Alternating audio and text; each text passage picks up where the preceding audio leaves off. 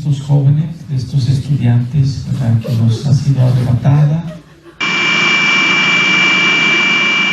Cientos de soldados han llegado a Guanajuato, donde recientemente fueron asesinados 6 estudiantes universitarios. Sin embargo, lo que llama la atención es que no solo llegaron militares a pie, también llegó la Fuerza Aérea, entraron también con un Rhino y llegó la Marina, así como la Guardia Nacional.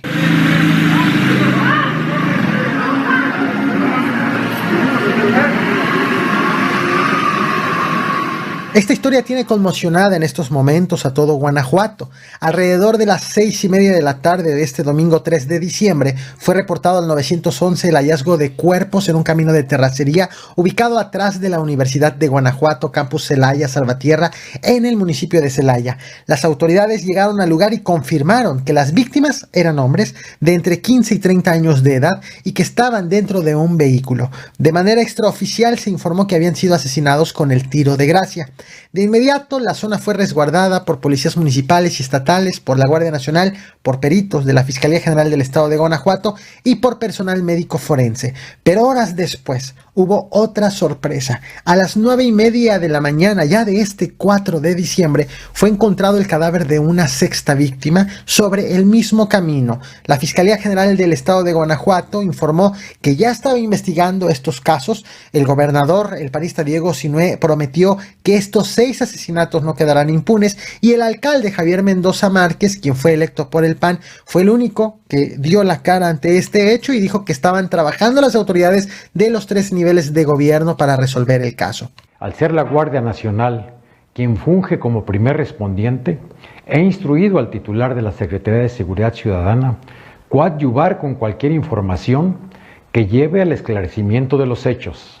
Asimismo, exhorto también a la Fiscalía General del Estado que trabaje a marchas forzadas para llevar ante la justicia a quienes perpetraron este artero y cobarde crimen. Inmediatamente después del hallazgo de los primeros 5 cuerpos en Celaya, Guanajuato y en sus alrededores, fueron desplegados cientos de elementos estatales y federales, tanto por tierra como por aire, para rastrear todo el movimiento sospechoso que permita dar con los responsables. En la zona han sido vistos helicópteros de la Fuerza Aérea, al menos un Rhino, que es un vehículo del ejército fuertemente blindado, y elementos a pie del ejército, de la Marina, de la Guardia Nacional y de la Policía Estatal. Elementos federales han sido observados también en la localidad de Santa Rosa de Lima, que por mucho tiempo se consideró como uno de los focos rojos del estado de Guanajuato por ser centro de operaciones de un cártel con el mismo nombre, el cual fue fundado por José Antonio Yepes alias El Marro, actualmente preso y sentenciado a 60 años de prisión, y tras cuya captura las autoridades prometieron una disminución de la violencia.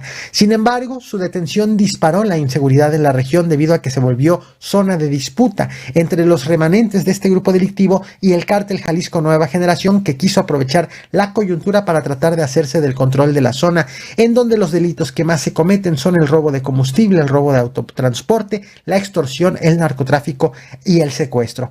Hace apenas unas horas, la Universidad Latina de México emitió este comunicado en el cual confirmó que los 6 jóvenes asesinados eran sus estudiantes, y más tarde el rector José Lemos Muñoz Ledo confirmó que 3 de las víctimas eran familiares, 2 hermanos y un primo. Resulta que esos 2 hermanos son hijos de un notario y de una extitular del DIF municipal y militante del PAN. Ante este hecho, la universidad suspendió sus clases en señal de luto, y también hace unas horas sus alumnos asistieron a una misa en memoria de sus compañeros. Vamos a agradecer a Dios la vida de estos jóvenes, de estos estudiantes, ¿verdad?, que nos ha sido arrebatada.